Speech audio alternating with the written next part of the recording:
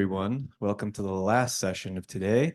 And if you happen to notice, the title of this panel discussion matches exactly the title of this conference, all the way down to the ampersand. So there's probably no accident there. The content that you're about to hear really runs a pretty broad gamut of topics.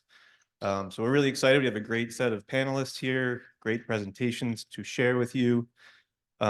And the way we're going to do this is we're going to start with sort of the operational planning sort of time horizon, and we're going to march all the way and end up at sort of more of the long-term planning horizon for resource adequacy. So as chair, I'm going to just do my best to get out of the way and announce that we're going to start with a presentation from Lars Rohwer, who's a senior meteorologist at Energy and Meteo Systems, and Adam Simkowski, Principal Meteorological Risk Analyst at MISO. And they're going to talk about solar eclipse forecasting with NWP models and future needs. So please take it away.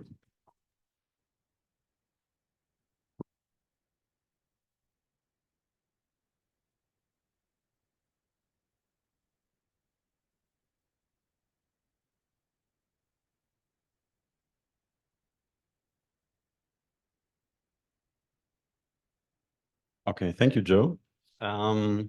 Yes, as he said, we are talking about the solar eclipse in this year's April, which take place in the US market. And for me, more or less, forecasting meteorological side, and from Adam, more the MISO ISO side. Yep. So we'll be covering, I'll specifically be covering what happened to MISO during the event and kind of give some specifics on what we saw, preparations we made, and then takeaways we have from MISO. Okay, let's start with some beautiful satellite images so that everyone knows what we are talking about. As I said, April this year, it started at 1:15 p.m.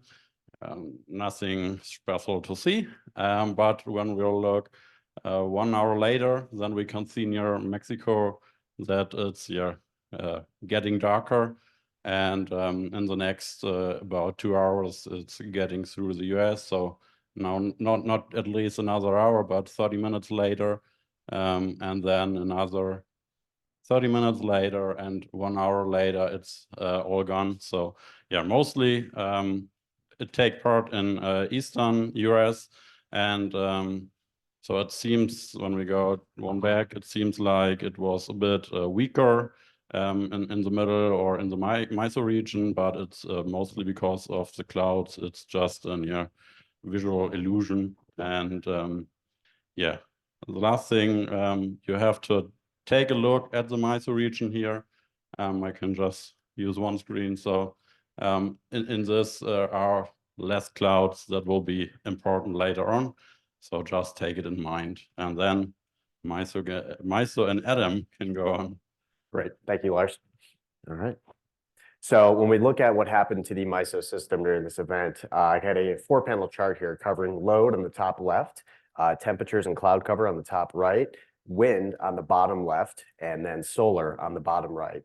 So just kind of covering each at a time here, load did begin ramping down kind of during peak obscurity, which was in part due to the eclipse, but also was in part just due to kind of our normal daily load shapes in a mild April day. So we kind of had a coincident impact with load ramping down, really not too impactful. In the past, actually, MISO, back in 2017, there was a large eclipse that came through our footprint basically in the middle of August when temperatures were a lot higher. And that actually had a larger impact to load as temperatures dropped out. And at the temperature levels that were experienced in that eclipse, load is a lot more sensitive. So there was a larger impact. But if we look at temperatures there on the top right, the red line there during the beginning of the eclipse, so kind of that let's see here, I have a pointer, don't I? Great. So this is the beginning time of the eclipse when our total footprint started to experience some obscurity. Then peak obscuration here, and then again the finishing of the eclipse. And so we did see especially as it got towards peak obscuration, temperatures dropped down, and these temperatures are actually 5-minute temperatures. If you're not aware, most ASOS stations at airports do record weather data every minute, so you can obtain that data. And so I did that and just kind of showed a more granular view rather than the hourly view that typical weather data is plotted at. And so you can see how temperatures were impacted on a shorter time scale. Additionally, across our footprint there, we had, pretty steady clouds, but as Lars mentioned, across our Midwest region particularly, we did see quite a bit of clear skies. And myself in particular, being in Carmel, Indiana, I got to experience the event firsthand, and it was quite spectacular. So if you haven't had a chance to experience one in the past, I highly recommend it. So the big story, though, for us was really our wind.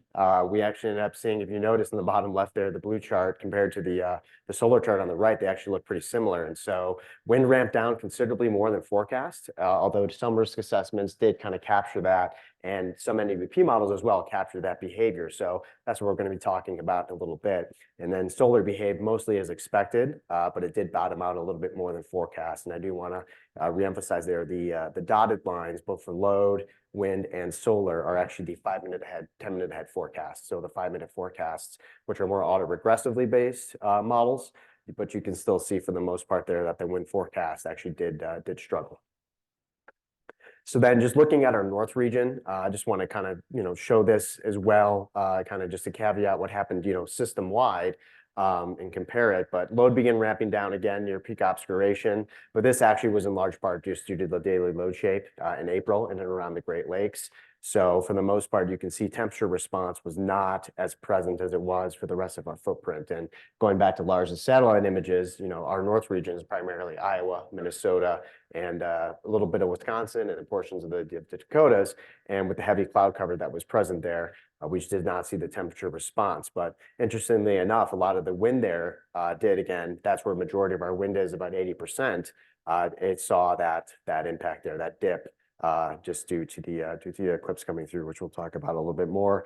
And then we have a few hundred megawatts of solar in that region. So moving back to Lars. Yeah, thank you. So same thing like Adam showed. These are the PV measurement in the MISO region, and yeah, it's not hard to imagine when the eclipse took place. And yeah, in PV, it's relatively easy to forecast the eclipse because yeah, it's in direct correlation, direct effect. So no sun, no PV production. That's easy.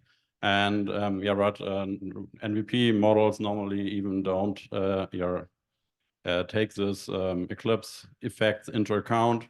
Just the NZAP HR does, and yeah, that's even not that easy when you have your own correction, and then the NZAP HR comes in and has another correction in it, and so you have to see yeah, which corrections you use or which weather models you use during such an eclipse.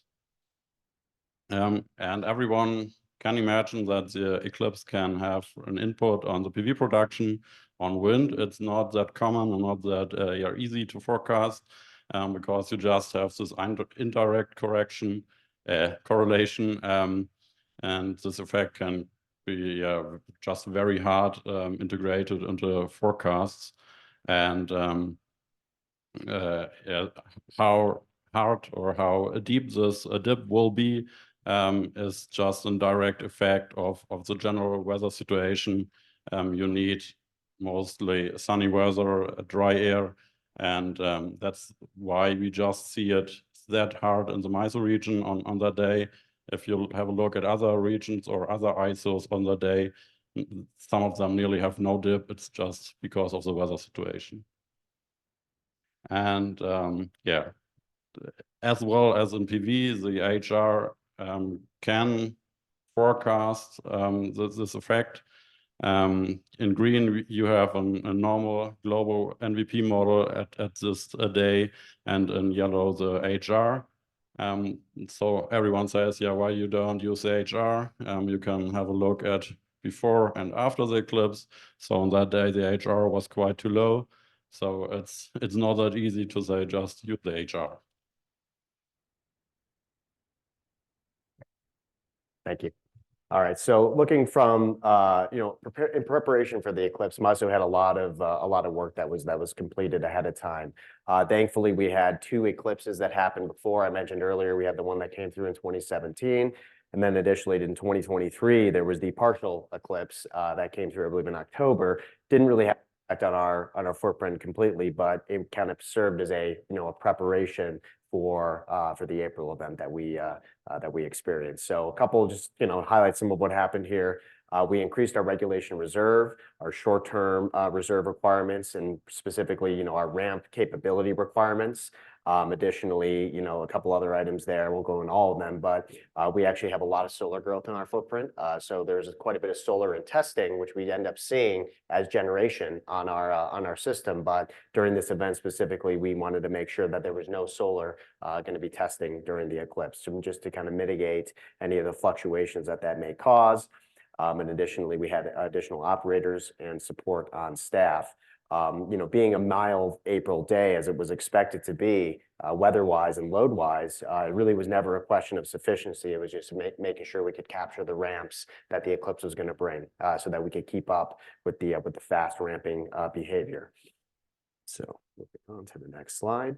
So the purpose of this slide, I want to just mention, is this was kind of the risk assessment we made around the wind forecast in preparation for the eclipse. And now this isn't really, the purpose of the slide is not to showcase a good risk assessment, but rather to kind of really emphasize the tools that made that risk assessment possible. So effectively on Friday, I made a comment to our group specifically, kind of saying that based on the wind forecast that we were seeing, which showed a ramp up in wind generation during the time of the eclipse, I expressed basically some uncertainty and a little bit of hesitation, in part due to the fact that during the weather pattern that was identified, a low pressure system moving to our north region, we've had struggles in the past with that weather pattern. So that kind of triggered my memory. But additionally, the fact that high resolution weather models factored in the eclipse, and I mentioned there specifically in the last line, we wanted to make sure that once we got into the forecast horizon of those models, that we were going to be able to evaluate and look at what they were showing us, just to make sure that we could understand what may be coming with models that explicitly include a event such as an eclipse into their forecast, as the global models, the global weather models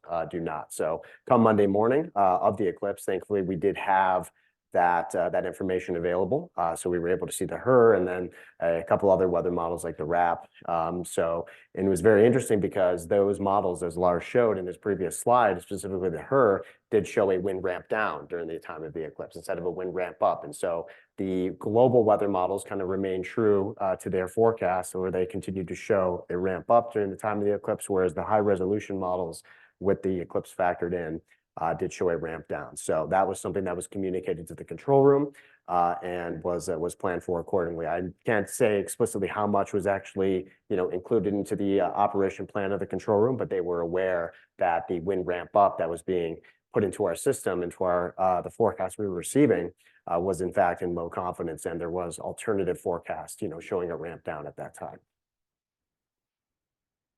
So our takeaways from this, from this event really show us that, basically it's really about the importance of having, explicit behavior, in this case, the eclipse, but of extreme event included into these numerical weather prediction models in as much as it is possible. So with more extreme events being modeled with high resolution NWP, better risk assessments, like on the previous slide, can be made to manage challenging conditions on the grid. And the more that can be modeled, the better. I know we've had some excellent presentations here from NOAA and from other folks, NCEP and NCAR, regarding enhancements to these high resolution weather models, and including more and more extreme events that may come about. But again, that really helps us on the operations side to be able to have these factored in so we can make better risk assessments. Because I can say with full confidence, while that was good risk assessment, showcased in the previous slide, it's very likely that I would not have sent that out to the control room if it was not for that high resolution NWP, showing that down ramp during the time period. It would have kind of just maybe been an intergroup discussion, maybe just around, hey, this may fail, but it was sent with higher confidence to the control room because of the tools that we had coming from that high resolution NWP. So what we're going to try to do is continue prioritizing expert insights and augmenting them with quantitative risk assessments. Even if they're estimated ranges, we try to provide our control room with the best information possible. And then continue the efforts of building weather scenario-based forecasts. We now receive individual numerical weather prediction feeds. And so that is a very useful data feed that we're able to kind of use for analytics and automation to capture extreme events better. But again, that goes back to making sure that with extreme events like wildfires, eclipses, what have you, if they're modeled and if the models include them, I think we're a lot better off.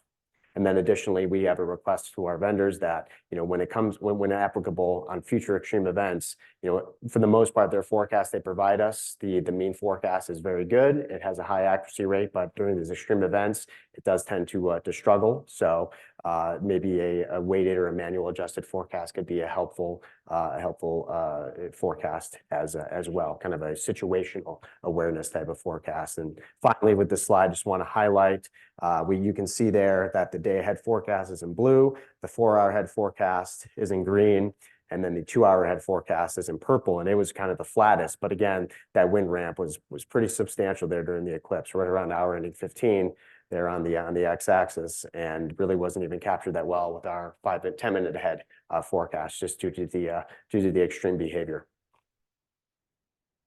And I'll hand it back to Lars. Yeah, thank you. As a meteorologist, I need one weather map. So let's end and let's show why just MISO had this big impact on wind. And we have the general weather situation with a high pressure system in the southeast, and this low near to the border to Canada. And as we have seen on the satellite images, there were no clouds in most parts of the MISO region, southeast to the Great Lakes or western Chicago. And between this low south near Texas and the high, very humid air was transported to the north. And humid air is not good for a diurnal circle, which is this common pattern we see in summer. So with this high production in the night and dip in the morning hours, and another high production in the afternoon and another dip in the evening. And humid air isn't good for that, but dry air is. And this low up here just transported drier air to the MISO region. So MISO had sun, MISO had dry air, perfect conditions for diurnal circle. And the eclipse was more or less like another evening. So it was no sun for some time. And because of this, the turbulence stopped. The wind speeds went down, and they had more or less 2 evenings on that day. Yep. Thank you. Thank you very much.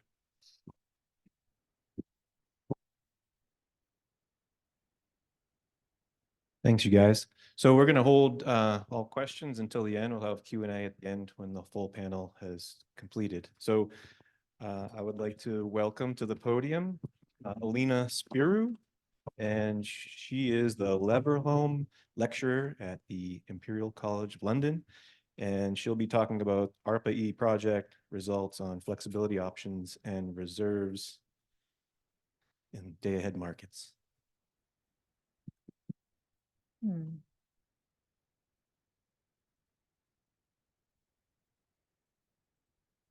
Doesn't mind. Oh, it is the next slide. Okay. Oh, perfect. I didn't expect that. Okay.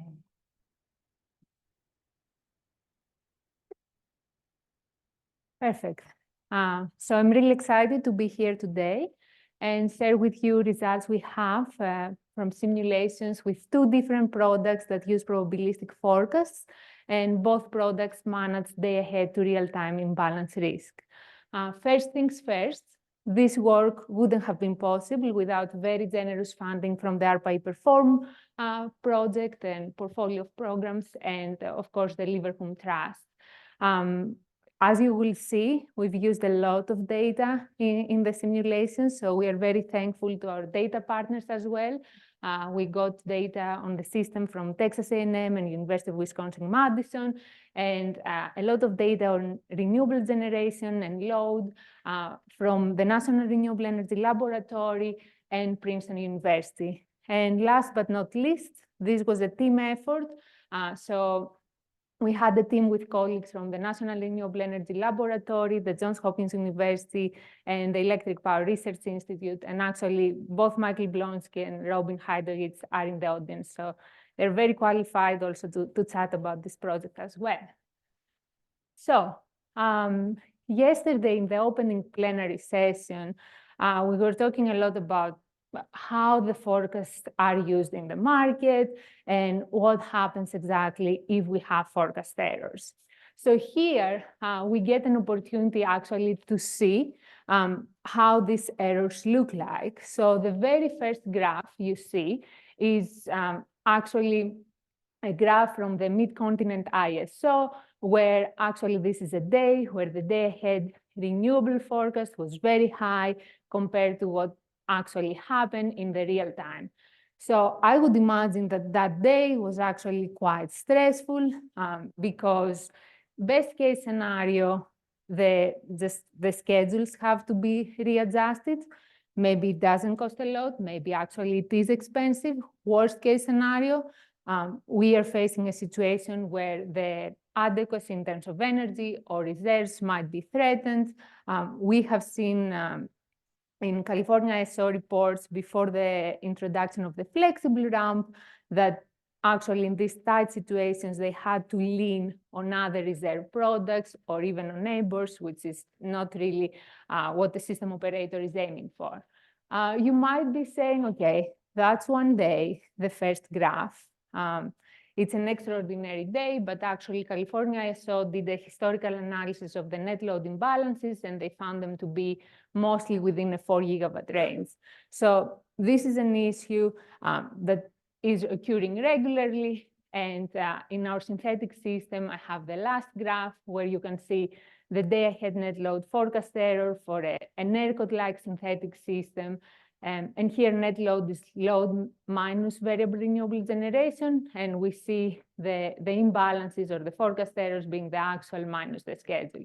So you see that we have quite significant errors, even as percentage points of the actual forecast. So, of course, this is a problem that many researchers and practitioners and system operators have thought about. And reviewing the literature and practice, I have all the solutions I found in 3 buckets. The first bucket is actually modifying market inputs. So we don't change anything about the current market. All we do is either we modify the market input that the system operator decides or the bidding strategy of a participant.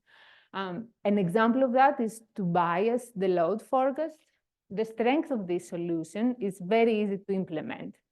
The weakness is it can appear arbitrary and it misses a price signal for flexibility, and it doesn't explicitly schedule physical flexibility. It just tries to steer the day-ahead solution to a direction that it might have more flexibility to manage imbalances in real time. The second solution is the stochastic unit commitment, theoretically optimal, known challenges, dimensionality, challenging price formation, and so on. And the third solution is hedging instruments and dynamic reserve products, which is actually the solution that is mostly pursued today. The benefit is it has a flexibility price signal, and the challenging part is the estimation of the demand curve. So if we look at 2 days here for our synthetic system, you see that we have a probabilistic forecast. You see here that we actually have a range. So our deterministic forecast is the orange. Then we actually realized that we will need upward flexibility to manage higher values of real-time net load and downward flexibility for lower values of net load in real time. And we know that we can procure this flexibility from resources that can go up and down compared to the day-ahead energy schedule. So using the probabilistic forecast, we can determine the x-axis of the demand curve. The y-axis is more challenging to determine, and in general, an open question is how do the alternative designs and the products encourage cost-effective procurement of flexibility? And then a second question is who actually will pay for this flexibility we procure? So here I have a one-page summary of our implementation of the imbalance reserve product, which is a product currently under implementation at the California ISO.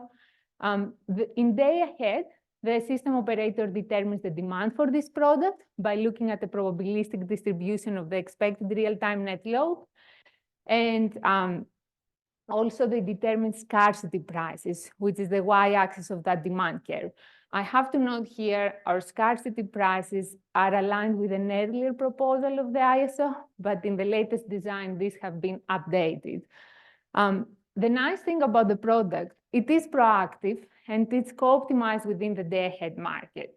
In real time, the sellers actually have to offer within a bid range. So that's how we secure this flexibility, and they have the incentive to show up because of the must offer bid range, but also because they receive the day-ahead reserve price. Who pays for the product? That's quite interesting. So the proposal has a settlement scheme that follows cost causation principles. So the participants who have day-ahead to real-time imbalances pay for the reserve procurement cost. However, they pay for the realized imbalance. We procure the product based on more extreme imbalances, so there is a possibility that some of the reserve procurement costs are not recovered and they have to be socialized. Our product, again, one-page summary, we propose a dual trigger option for a day-ahead market. And in our design, we have the resources that might face imbalances in real time. We call them flexibility options buyers because they will buy this product. They submit what we call trigger quantities for these options.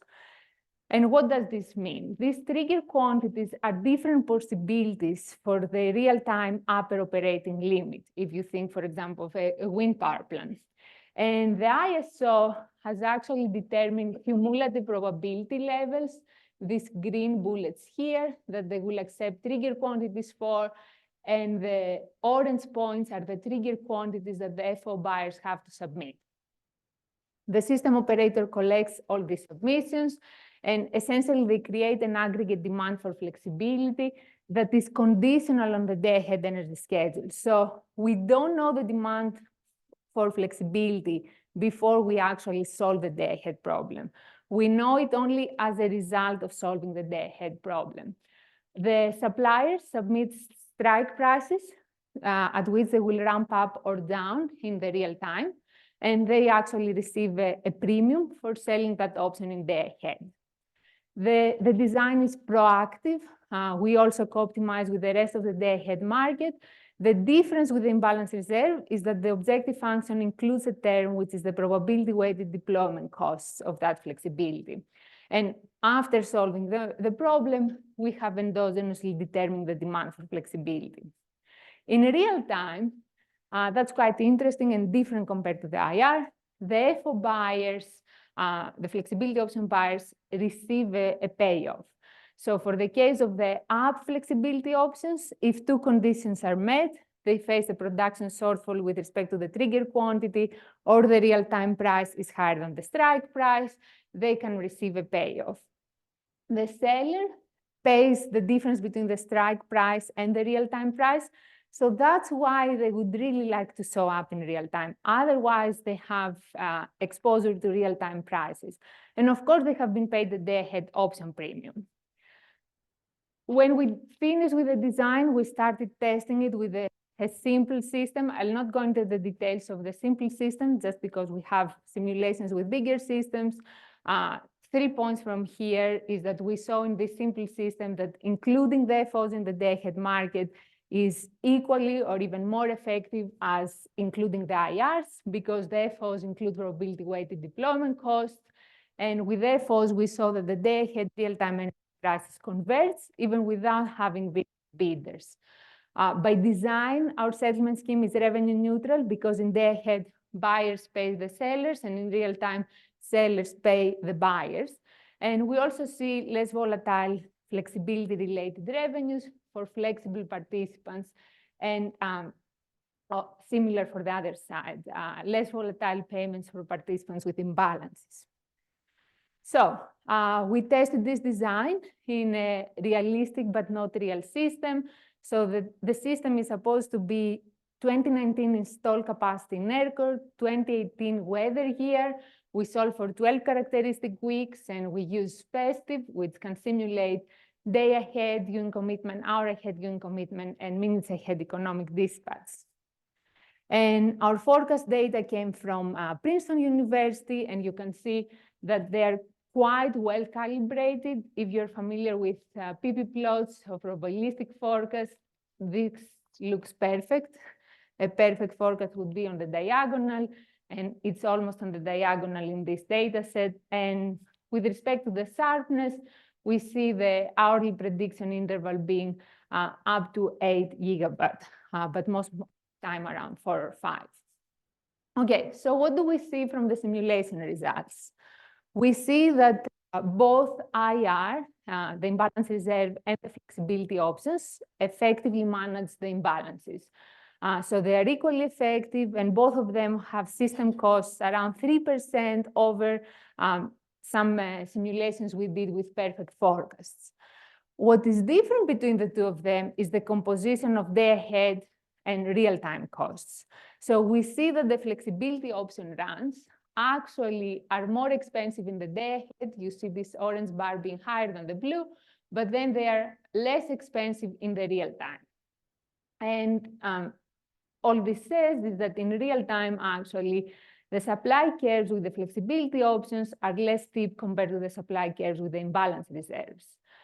This is another graphical representation of our overall result from the bar chart. Now we have essentially looked at all time intervals, and we see the positive forecast errors mean real-time net load higher than day ahead. So you see that cost increase, but the increase is steeper in the case of IR compared to the FO. And this happens because in the day ahead, the optimization problem considers the probability-weighted deployment cost. So the supply curve of flexibility in the case of flexibility options is less steep compared to the IR as well. We were also interested how that happened in a more detailed way, how the schedule was different. So this result is not necessarily something we expect that it will be repeated. So it's just probably an artifact of this case. So we see that the flexibility option simulations, 91% of the time, schedule more units in day ahead that could only be scheduled in day ahead. The interesting part is that the design with the flexibility options can understand the trade-offs between scheduling a unit in day ahead that can only be scheduled in day ahead to access that flexibility in real time. So it understands, if I schedule this unit, I'll have access to the flexibility in real time, but I have to pay some additional cost in day ahead. If I don't, I really miss that opportunity, while the IR doesn't necessarily see that trade-off. In terms of the settlement scheme, we see that our scheme is revenue neutral, while in the case of the IR, we have this red part of our bar chart that is really not charged to any specific participant, not to wind, solar, or load, so it has to be socialized. The reason for that, again, is that the settlement scheme for our product is based on the anticipated imbalances, while the settlement scheme for the IR product is based on the realized imbalances. And last but not least, we see that the imbalance-driven revenues to flexible resources, this includes both payments from the flexibility product, but also payments from the real-time market. They are less variable under the FO design versus the IR design. You can see that even in the figure we have at the very beginning of the slide, but you can also appreciate that through the standardization of the imbalance-driven revenues. So you can see with the FO, we have much lower standard deviation compared to the IR scheme. So in terms of the conclusions, we see that the introduction of flexibility options actually could keep the ISO revenue neutral and support cost-effective and reliable power system operations. We see that this product can address hedging needs of resources prone to imbalances, and also it can provide revenues to flexible resources, and these revenue streams are less volatile compared to the case of the imbalance reserve product. Of course, all these benefits come with responsibilities. So the system operator in our design has to facilitate the trading of the flexibility options. The sellers have to commit to financially binding strike prices. So in their head, they have to commit to strike prices at which they're willing to ramp up or down in the real time. And the buyers have to actually project this probability distribution of their outputs. If you remember the cumulative probability distribution I showed in the beginning.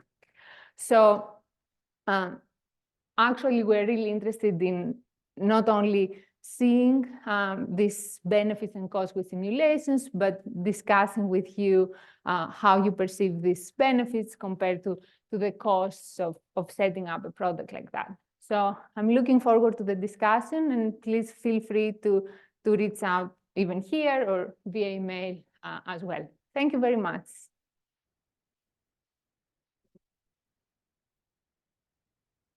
Thank you, Elina.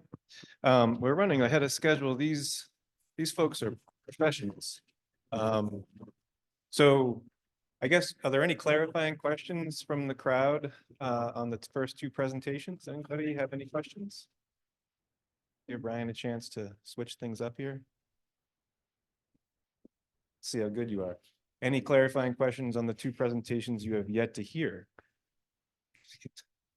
So next up, I'd like to welcome to the podium Donny Holaschutz. He's the managing partner at Inodu, and he'll be talking about market challenges with high penetration of solar generation. Well, thank you very much for the introduction. I'm going to be talking about some of the challenges that emerged by looking at markets that have integrated a lot of solar generation. And I'm going to be looking at two case studies. It's markets that I have gotten the opportunity to work a lot, which is California and Chile. And they also happen to be markets that have integrated a significant amount of solar and renewables. California, the daily production of wind and solar exceeds some days like 50% of the generation. Chile is around 40%. So in Inodu, we do consulting work related to the energy transition. We do work in the US and different parts of Latin America. Here are some of our clients. If you have any questions, you can contact me as well. The agenda for today, basically what I'm going to do is first give you a comparison of the structures of the two systems and what we can see and some of the challenges that are starting to emerge because of the high levels of solar integration with Chile and California. And then I'm going to talk about some specific adequacy and reliability challenges that we're seeing. I'm not going to go through all of them, but I'm going to go through some of them. And then, bring up some questions on how do we pay for this adequacy and what advances in technology do we need to supply that adequacy and reliability in the future. So here we see a graph starting in 2014 of the daily generation in CAISO of both wind and solar. This is daily generation essentially. And so what we can see, is that the daily solar generation goes up significantly during the summer, part of the spring, part of the fall. And it drops heavily during the winter. And I mean, that structure really hasn't changed very much. It's just going to keep growing over time. And that drop to the winter is about 60%. So what we can start saying is if we start looking at what's going to happen and going into the future, is this deficit is going to continue to be structurally there if we keep adding solar. So we're going to have a system that doesn't have a lot of energy during the winter and has excess of supply during the summer. The other thing that's interesting, if we look at the wind generation, the daily wind generation in CAISO essentially, we see actually that the generation is quite coupled with the solar generation. So basically, we have a lot more generation during the summer. That doesn't happen in all markets, and we have less generation during the winter. So we're in a situation that if we need energy in the winter to charge batteries in Adequacy, there is going to be challenging to have that energy essentially in California. Well, we can't talk about it only with the generation we have compared to the demand, right? And so here what we show is the average for a day. It's a lot of days put together, right? And the average load. And what we see in California is essentially that, yeah, the demand goes up during the summer, but I'm highlighting that spring, the spring in California, we still have a lot of solar generation and a lot of wind generation, and the demand is quite low. So structurally, the system in the spring is always going to have an excess of supply, and there is a rise in the summer, essentially. So you're going to have a lot of incentives to keep installing solar to meet the demand during the summer, right? Because it peaks during the day, right? So essentially, we need to, essentially consider that as something that will continue to happen structurally. And we see that in the spot prices. So here are the spot prices, right, in the WEC, essentially. And so we have the average hourly spot price in the day ahead. So we show an average for PG&E, SCE, and outside of CAISO, and you can see the dots in the spot. And so what happened in April of 2023, right, we had the lowest spot prices during the day, which is the spring, because we have that oversupply of solar, essentially. And then we have a really nice differential. But still in the summer, we have really high spot prices, essentially, because the demand has been going up. California also relies on a lot of sources to balance the system. It relies on imports. So here we show the daily, the daily, use of imports, essentially, historically since 2014. Also, we see the thermal generation as well and how that's evolving, and the large hydro. So what we see in California is that to supply that winter, essentially, and also to supply the night, the reliance on gas actually has been increasing over time, right? Where there's a strong decarbonization push, but there's a need for that gas to balance the system. If we compare the values of like 2018 to 2023, we see more gas generation, and we see California as a place that is really focusing on decarbonization. So it shows the importance of gas. We see also on the import side is that in 2023, we had a very interesting situation. There was very low availability of hydro outside of CAISO and the WEC to import, essentially. So we had very low levels of imports, which created issues to balance the system during these periods that, during the winter and, summer, essentially, and also during the night. And then we have a lot of variability in the hydro that we have available in California, essentially. Now, if we look at Chile, Chile looks very similarly. However, one thing you have to consider, in Chile, the summer is actually in the southern hemisphere. So the summer is in January and February, right? So the graphs look a little different, but still we have that same dynamic where in the winter, when the summer and the spring and part of the fall, we have an oversupply of solar. And then in the winter, the solar generation drops about 50%. One thing that's a little bit different in Chile, essentially, is that the wind is not as correlated to the sun as in CAISO, essentially. But we still see that if we're going to have adequacy during the winter, essentially, which is enough supply, then we're going to have to think about what, or during the night, we're going to have to think about what energy sources are going to be able to provide that. And in Chile, we see the same graph here historically of how the demand has evolved over time. This is the daily average of the demand and the average generation as well. One thing that we see in Chile is that the demand doesn't go up as much as in California during the summer, right? It stays quite low. There's not as much air conditioning as in California. So essentially, we don't have that rise in demand. But particularly in 2024, we had an interesting situation where we started to see a little bit of that demand growth because of more air conditioning used during the summer in 2024. So that's something that is evolving rapidly.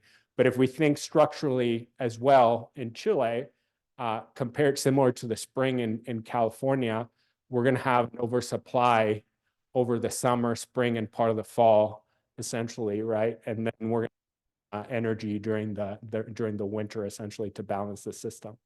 And we see it in the spot prices. So these are the spot prices. I picked five representative nodes. So the nodes are, you see the different colors along the map of Chile. Is a very long country.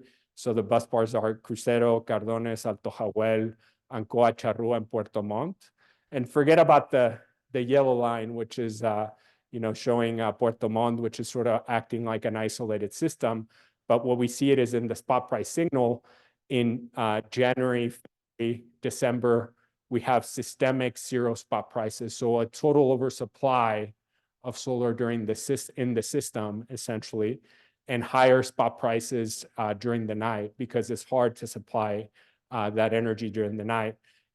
Then when we get closer to the winter, which is, it's counterintuitive, but it's in the Southern Hemisphere, right? July, June, we have some decoupling because most of the generation is installed in the north. So there's still an oversupply in the north of the system where most of the solar is installed, but not so much in the central region. But this creates a nice business case for storage, but it shows us some of the issues that start to emerge in markets that have heavy reliance on solar and have challenges supplying the night, which is sort of the same issue around California and Chile, essentially. And in Chile, what we see is that they also have a rapid decarbonization effort, retired 29% of the coal capacity. So the coal capacity has been dropping over time, and that has actually placed much more pressure on the use of natural gas, taking that role that coal used to have. So as we put decarbonization, that is going to create issues around having enough energy to supply these difficult times. And the hydro is quite variable. It relies a lot on hydro, but this resource is quite variable. We see a couple of years where the generation during the snow melt period, because of lower accumulation, there was a lot less hydro availability during those periods. So for example, if you look at between 2021 and 2022 and 2019, we had a much lower level of generation. So this is creating issues. We're decarbonizing, right?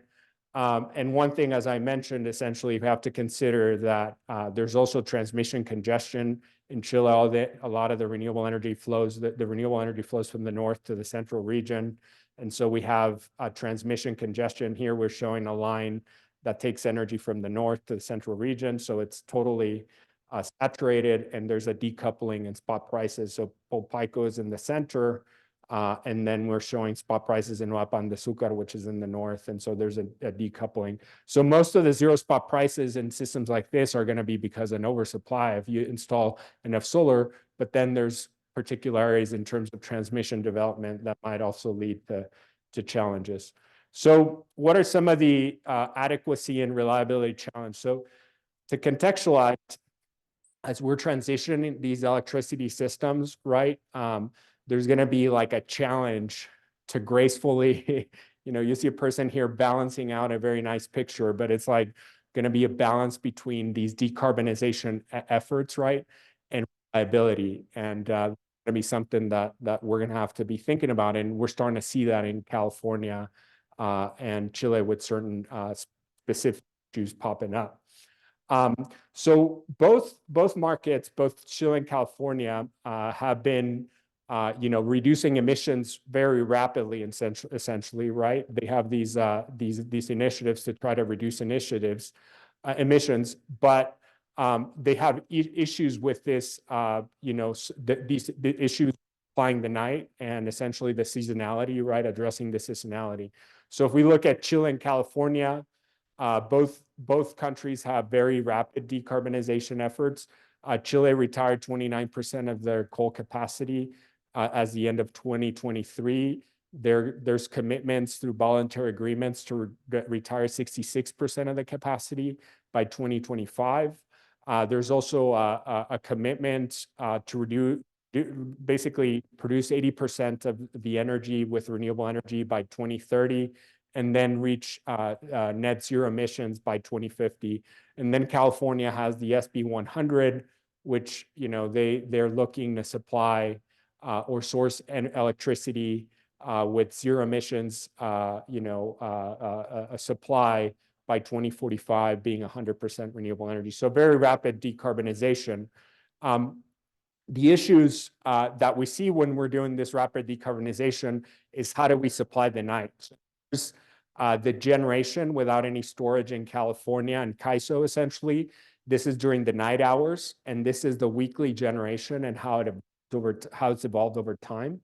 And so as we see, I mean, we don't need to forecast a lot into the future. We can just look at history, and what we see is that we're going into heavier reliance on natural gas during certain periods, especially during the summer. So we start thinking about adequacy as like, how are we going to replace that natural gas, right? Like, what are we going to do in order to roll? And then we have much more uncertainty around imports, right? We had a situation that came down for a specific period of time, right, during 2023.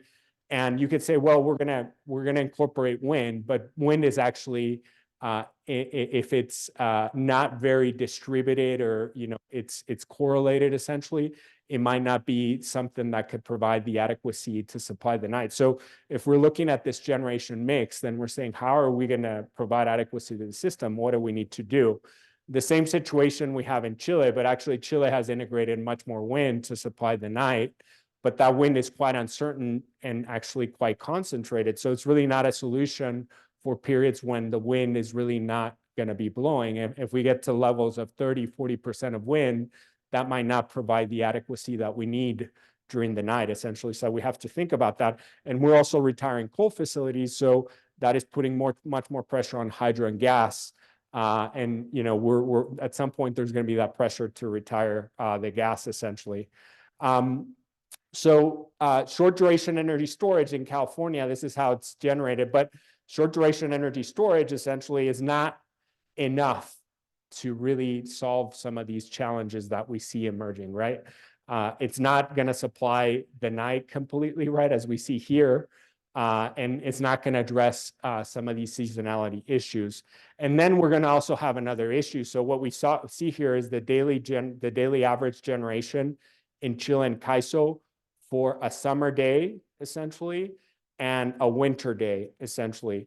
And so if we think about, whenever we're looking at the winter, essentially, if we add a lot of energy storage, we might not have enough energy to actually charge that storage and charge during the night, right? And so that's going to be a challenge because there's a big differential between the winter and the summer, essentially. But then if we actually, add much more solar, what we end up having is an oversupply in California during the spring and Chile during the summer and spring, essentially. So there's an issue here of like, how much storage do we need to add? Are we going to be able to charge it? Do we need other sources of energy in order to supply the night? So what is the level of efficiency in terms of the amount of energy storage and the ability to charge that storage to supply the night? There's also some other challenges that are emerging during the day as well. In Chile, we have an oversupply of solar during the day. And what we're getting to is in the northern region that I showed you, there is inertia issues. So what we show here is the inertial levels of the system. And for example, the ISO defined that, we had to have a limit at 6 GVAs of inertia in the northern region of Chile, and we're hitting those levels essentially. And so the ISO is really concerned, and they're proposing, and they're relying on the coal facilities to provide that inertia, which is, coal is being retired essentially. And so there's a proposal to install synchronous condensers and grid forming inverters. So going to have to solve some of the reliability challenges that are going to emerge during the day with that high concentration of solar. Inadequacy, we cannot think of only about the generation side whenever we're thinking about this adequacy. We also have to think about how the consumption side is going to grow, the load is going to grow, and what is going to be the role of electricity consumers. So one thing in California that is very interesting, so we show here some data from the CEC in a day in May, the forecast essentially of how electric vehicles are going to be charging essentially or consuming energy all the way through 2035. And we see that's a significant amount of load. Load could be quite flexible, and it can provide adequacy, but it's really going to a lot of things are at play here, right? That is going to impact the adequacy of the system, the speed of adoption of these electric vehicles, for example, the effectiveness of some of these price signals for charging rates, the willingness of some of the owners of these vehicles to actually participate and act as batteries. An energy, vehicle can have between 40 kilowatt hours to 200 kilowatt hours, essentially, which is a lot of electricity. I mean, if you have two vehicles, you might have enough electricity to power your house for a week or two, right? Essentially. So how you're going to participate that, and if you incorporate that into forecasting going into the future, you might not need a lot of short duration energy storage. It could actually be provided by these vehicles. Also, the availability of public charging stations, because public charging stations a lot of times tend to be used during the day, essentially. So that might spike the use of energy during the day. And also the use of fast charging stations that can really change these patterns. So the role of the demand is also can address some of these adequacy challenges. And in Chile in particular, I mean, there's a lot of different cases. We've seen data centers, we've seen a lot of different issues, but something very interesting in Chile is it produces 30% of the world's copper, and we have these haul trucks essentially, which move the rocks in the mines, and these are consume diesel today. Essentially, a large mine has about 100 of these, and if they're electrified, which is an option that they're looking at, that could add about 15% more load to the whole system, essentially. And it could also, each one of these haul trucks consumes about 4 megawatts. So think about, for one mining operation with 100 of them, all of a sudden, all of them, going up a ramp. If you have them all going up a ramp, then that's like 400 megawatts that you're adding to the grid. So how you do this, how you plan this, if you use storage behind the meter to, take care of those spikes, is going to definitely make a difference. So, we see these challenges that are emerging, and in the end, we're going to have to pay for some of this adequacy where we don't have all the technology today to, address that seasonal variability. And, when we've had discussions in Chile, for example, there's been discussions around, reforms and changes to the capacity markets. There was a 4-year process essentially with stakeholders to try to address these issues with high integration, renewables, and really not very much was done. The only things, the market pretty much stayed the same. The structure was hard to reach consensus on how to address this. And I think this is what we're seeing in a lot of markets. The only modifications were really around, big modifications were around how to recognize and give certainty around capacity recognition for storage, because there's a need for storage, essentially, short duration energy storage. But these issues are not being addressed. It's hard to, come up with a solution. And for example, in California, we have, we've been working a lot on this, on evaluating the slice a day methodology, which is something that is new in terms of addressing how capacity is recognized. And essentially, there's a discussion, right?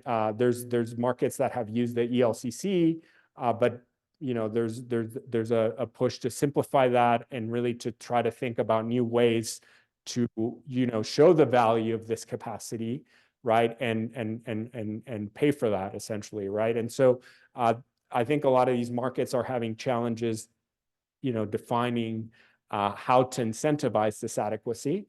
And the other way to incentivize adequacy as well is through PPAs.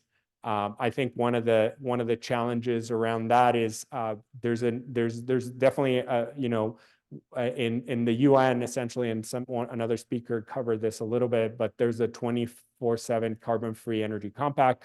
So a lot of companies are recognizing the need for 24/7 energy, and PPAs can play a big role into providing system adequacy, essentially. And so the question is going to be like, what are going to be the requirements? How are consumers going to define requirements to have this 24/7 energy? So there's enough adequacy to solve some of these challenges.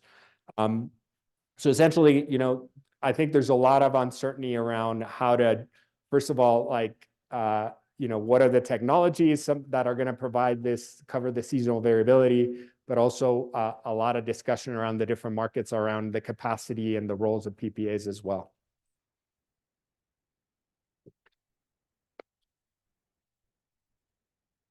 Thank you, Donny. Any clarifying questions for Donny while we do a little technical transitioning here? No? Okay, so next up we have another duo presentation here from the National Renewable Energy Lab.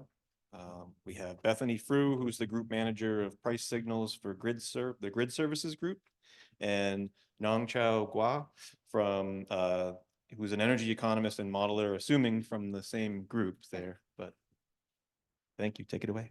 Great, thank you.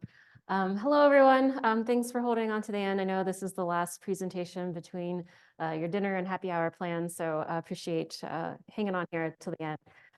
So I'm going to be presenting on really a quantitative framework for evaluating wholesale market design changes, specifically on long-term investment decisions and then in turn resource adequacy. And this touches on a lot of themes that have been discussed throughout the last couple of days. I'm looking at Robin in the back, and her 100% clean energy panel from earlier today talked a lot about missing money and missing markets, and the need for remuneration mechanisms that appropriately compensate for the set of grid services we need for reliability. I think the last presenter made a nice point at the end about resource adequacy and needing to compensate for the resources we need for that reliability. So we're really looking into that kind of interface between market design and resource adequacy in a portfolio of work that Nongchao is leading up the modeling work. So I'm going to frame one of the studies that we're talking about and kind of the broader modeling testbed that we're using for this work. And then Nongchao is going to come up and talk about the results from one of our most recently published papers. So first, and I guess just this kind of talks about what I already said, but this map is showing the ISO and RTO regions in the US and Canada. And so this idea of the interface between resource adequacy and market design is critical, especially under our evolving power system and energy systems, where we have uncertainty with economic policy and other factors such as weather and climate. So this slide is really the key of kind of setting up the quantitative portion of our work. This is a high-level conceptual figure showing this modeling testbed that we're using. And if you've been hearing about some of the more of the quantitative market design work in the past, what usually happens is there's some sort of build out or capacity expansion result that comes out of another modeling work. And that's an input into a production cost model. You run it through that model, you get price outputs, and you can adjust different levers to evaluate the impact of different operating reserve requirements or scarcity pricing assumptions, et cetera, et cetera. And so you can kind of understand or get some sense of the impact of those changes for that snapshot system. But what we want to do here is extend that to understand how the system will evolve.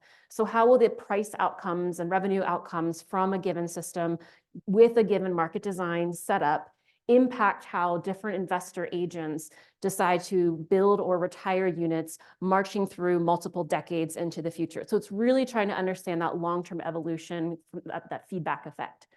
And so what we have here is actually an agent-based model. So if you're familiar with capacity expansion modeling, because this is at the core of capacity expansion model, this is fundamentally different from some of the central planner least cost type of approaches. Reed's model is one that we have at NREL. They answer different questions. And so this is really trying to maximize the profit of different investor agents. And so those, oops, wrong button.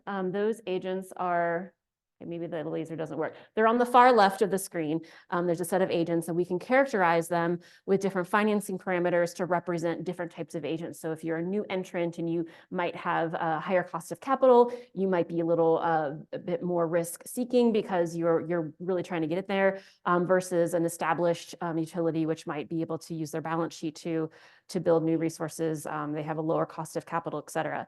These agents also have different beliefs about the future. And so we can run different scenarios. So a stochastic-like approach, I don't know if I want to call it stochastic, but multiple scenarios per investor to understand how they might view the future. We can weight those, giving a utility function that factors in the risk profile of those agents.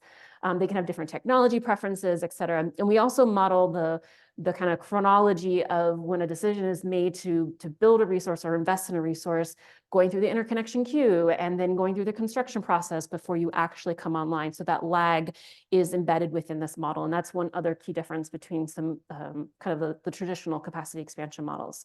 So once these agents make those decisions about what to build or retire, they will submit their bids individually. So they're each kind of in their own swim lane. They don't see what the other agents are doing until the quote unquote actual market clears. And then the investors see the outcomes that happen. And then they can learn and adapt their beliefs going forward into the future and subsequent investment periods. So we have different market structures. There's an energy and ancillary service market, which we use an in-house tool called the Sienna model. And it, among other capabilities, has a production cost model. We also have a forward capacity market and then a forward clean energy market that's basically reflects some of the clean energy products and structures that were discussed in the earlier sessions today. And then most recently, we've linked all of this with our resource adequacy tool, a probabilistic resource adequacy tool called PRAS.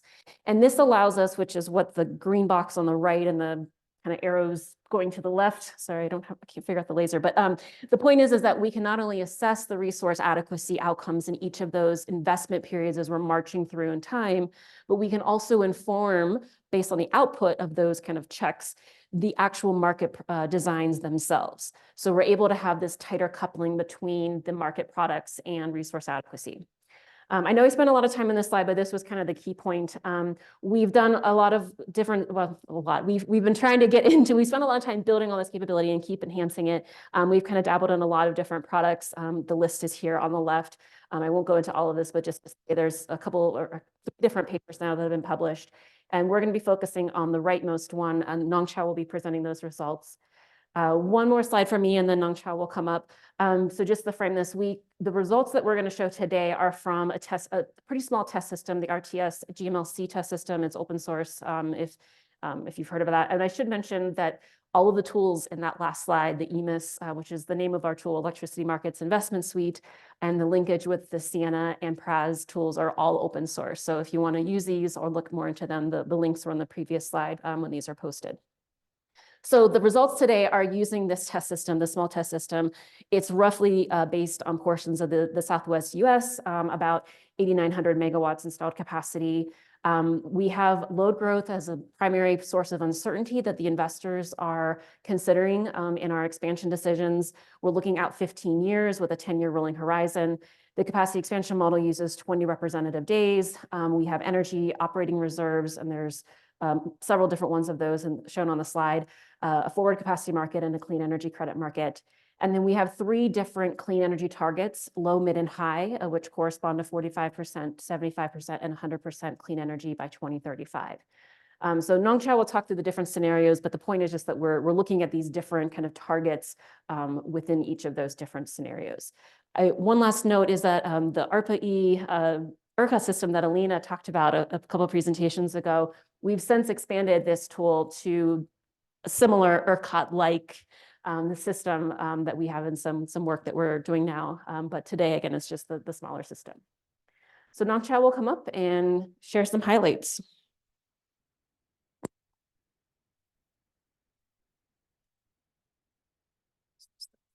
There's this. Oh, yeah.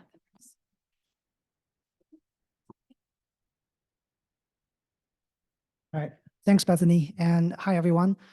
So I'll be diving into some of the highlights from one of our recent published paper using EMIS modeling suite.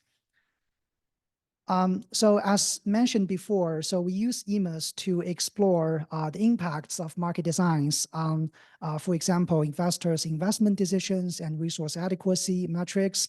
And our approach to do this is to form something like a scenario tree.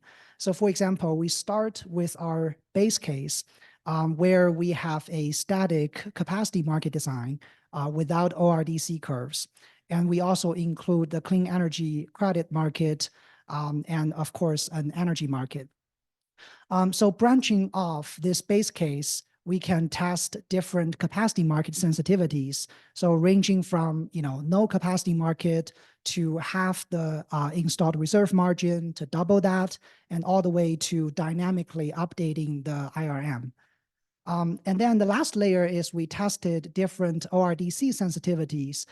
In this particular case, we essentially looked at two different methodologies that looks into how to represent basically resource unavailability when constructing the ORDC curves. So one is called convolution and the other is called sequential Monte Carlo simulation, SMC, which we will be talking more about it in later slides. So just to kind of dive into how we dynamically update the installed reserve margin when constructing the capacity market demand curve. So first, we start from a PRAS system. Again, PRAS, as mentioned before, is our resource adequacy tools. And using PRAS, we can run, we basically can calculate different resource adequacy metrics like LRE and NUE. And based on those resource adequacy metrics, we compare that with the targets, like the resource adequacy targets. If they are higher than the targets, meaning we have more unserved energy, then we iteratively add new combustion turbine units to the system until the RA metrics reach to the targets level. On the other hand, if those metrics are lower than our targets, so we would iteratively remove the CT units until the targets level are achieved. And finally, we calculate something called delta IRM as the ratio between the delta or change in CT capacity and the peak load. And then we adjust the IRM from in the next year simulation by this delta IRM. So that's how we can dynamically update the capacity market parameters. So this slide shows some of the impacts of dynamically adjusting the capacity market demand curve. So one thing that isn't shown here is all our scenarios with capacity market actually achieves resource adequacy. But if we look at the figure to the top left, and especially the one highlighted in this kind of light green curve. So this curve represents the capacity prices throughout the simulation years under the dynamically updated capacity market scenario. And we do see like there is some fluctuation or oscillation in capacity market prices. So depending on who you ask, some people might be unfavorable about this update, even though it's kind of intuitive to update capacity market IRM parameters dynamically. The other design we introduced is the ORDC curves, as we mentioned earlier. So the two main approaches we are implementing, one is convolution, the other is sequential Monte Carlo, as I briefly mentioned before. And the main difference is the SMC approach. It takes into account the chronological factors that affect the resource unavailability profiles. What this means is when it comes to, for example, storage resource, the SMC approach can take into account their contributions in reducing the reserve shortfalls. And therefore, when we compare the ORDC curves constructed under those two approaches, we can see the SMC approach actually results in lower ORDC curve. And when we take this into, for example, price simulations, we can initially expect lower prices from SMC ORDC curves. So this next few slides will show some of our results comparison from different resource adequacy mechanisms. So this particular slide shows the resource mix of 4 different combinations of capacity market and ORDC designs. So from top to bottom, the top one, we have basically no capacity market and no ORDC. So there's no RA mechanisms at all. And then the next one, we added the convolution ORDC approach. The one below that, we only have a static capacity markets. And the one in the bottom is a combination of dynamically capacity market with a convolution ORDC curve. So essentially the combination of capacity market and ORDC curves. So the first thing that jumps into mind is the top row, which is, without any RA mechanisms. This one has the lowest total installed capacity. And especially it has less flexible capacity, especially the pink bar represented by the battery storage. And then if we look at the bottom two rows, those two rows are the ones with a capacity markets. And we do observe that structures with capacity markets, they tend to favor more capital intensive peaking technologies, such as, gas CTs or RECTs and batteries. And we also see like they actually reduce the wind and solar build out a little bit. And this is because of somewhat suppressed energy and clean energy prices, which we'll also show in a later slide. So this slide shows again, for the 4 different market designs, what are some of the RA metrics. And the RA metrics we show here is NEUE. So you can see a lot of those lines because they are all kind of overlapping together and below the NEUE targets. But what this means is, either capacity markets and ORDC curve, they can achieve RA targets. And the only curve that is not able to achieve the RA targets is this kind of brown colored lines. And this is the scenario without any RA mechanism. So no capacity market or ORDC. And we can see like in the first few years, there's this very high NEUE indicating the lower reliability levels.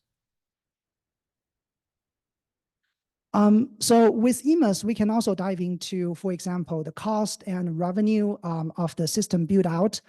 So for example, this slide shows the total system cost as well as the lost load and insufficient reserve costs.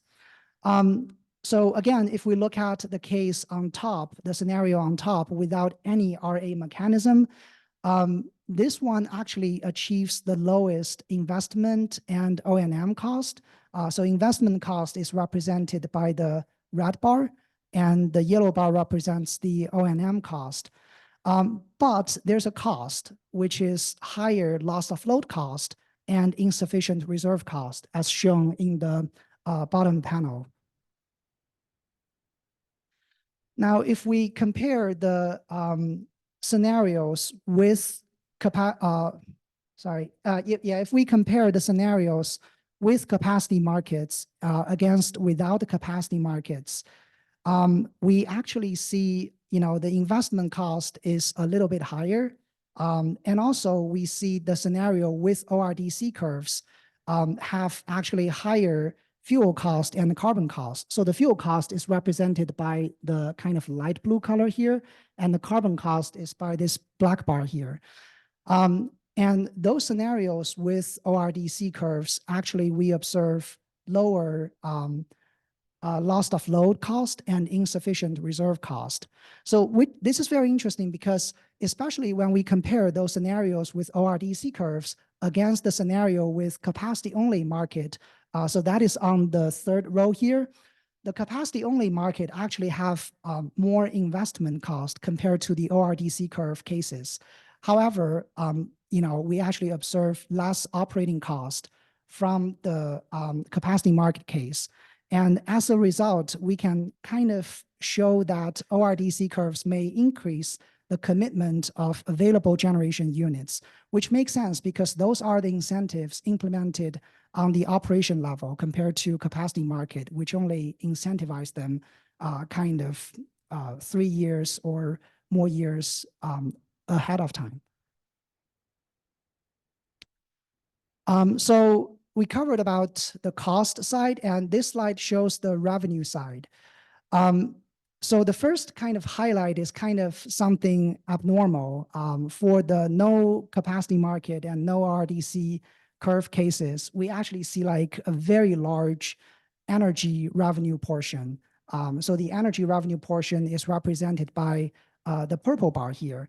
And this is actually because of the big, if we go back to the previous slide, this is actually because of the large loss of load and insufficient reserve as observed in the first case, the no RA mechanism case, which results in a lot of prices being set by the value of lost load. So this is kind of anomaly. And this is particularly true under the low CET, so low clean energy targets case, because as we include more clean energy targets, so we have a more robust clean energy markets, we see more clean energy resources being built, and that actually reduces a lot of the loss of load periods. So when it comes to the bottom panel, the mid CET case, which we have 75% of clean energy targets, we actually see this high energy revenue being reduced, and also accompanied with the high CEC revenue indicated by the green bar here. So this slide ties back to a kind of point I was touched upon earlier, which is if we compare the case without capacity market with a case with capacity market, we actually see the energy revenue being reduced under the cases with capacity market. So this kind of highlights the kind of the impact of capacity market of suppressing energy and rack prices. This is really trying to show the dynamics of different market product. So if you have, for example, capacity revenue, this could trickle down and affect other parts of the markets. And in this case, we see lowered energy and rack prices.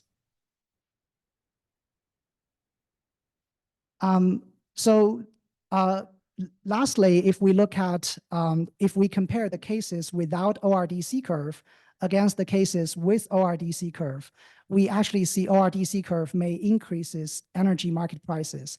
And this kind of makes sense, right? Because as you incorporate a curved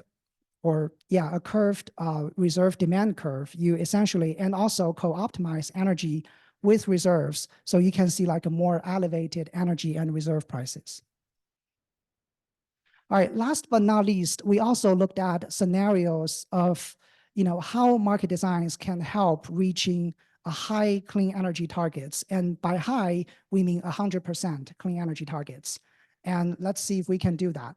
So these three bars here from left to right, the left one shows the mid CET case. So that's the 75% clean energy targets. And then the mid one and the right one are both 100% CET level. So at the mid CET level, even without any RA mechanisms, we do see the system was able to achieve, more than 75% of the target. However, with the high CET case, even with both capacity market and ORDC curves, it was only able to achieve about 85% of the clean energy target. So we are kind of about 15% short. So the nice thing about running a simulation is, you can play with the parameter to see what can help move us closer to the targets. And one of the sensitivities we did is we reduced the renewable energy CT or RECT cost. And the RECT is really kind of a proxy to a kind of a new renewable technology in the future, dispatchable renewable technology in the future. So for example, maybe a low hydrogen technology or something like that. So once we do that, we see, it actually pushes the clean energy percentage all the way to 95%. So we're getting pretty close. So the illustration here really shows that, to achieve very high clean energy generation targets depends on the cost competitiveness of dispatchable clean energy technology. One more slide or figure I would like to show is if we look at those two high CET case, right? The first one is with higher RECT cost and the bottom one is with lower RECT cost. And this slide shows the fossil generation against the renewable curtailment. The renewable curtailment in this red bar and the fossil generation are in the purple bars. So we do see the renewable curtailment actually is greater than the fossil generation. So what this means is maybe from the annual perspective, there are potentially resources to achieve 100% generation, 100% clean energy generation. However, because of the like system commitment and dispatch, we're not able to achieve that. And this really highlights the discrepancy between the annual kind of clean energy acquirement versus the actual system dispatch. And it also highlights the potential important role of long duration storage. All right, just to summarize, we developed this kind of agent-based tool to evaluate the effectiveness of different wholesale market designs. And this tool is really different from the centralized capacity expansion model because it takes into account the profit-seeking behavior of heterogeneous generation investors. And as we kind of illustrated, our model is able to capture the interactions among multiple or different market products, as well as the feedback effects between the price, revenue, and build out across the simulation years. And one of the key takeaway is, at least based on our simulation, both ORDC curves and the capacity markets, they are able to achieve resource adequacy targets.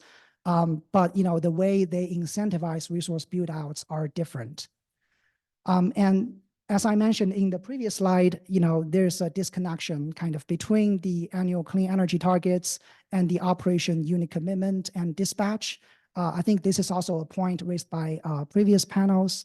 And really the effectiveness of wholesale markets in achieving very high CET levels depend on the cost competitiveness of dispatchable clean energy technologies. And we have several kind of ongoing work. One of them is to incorporate multiple years of climate change adjusted data. So this kind of ties back to the morning session from yesterday. And secondly, we're implementing additional operational and settlement structures to better value long duration energy storage, which is not part of the modeling work in this presentation. And lastly, we are also trying to explore some additional uncertainties surrounding the adoption and discontinuation of certain market products. So that's our presentation. Welcome any questions.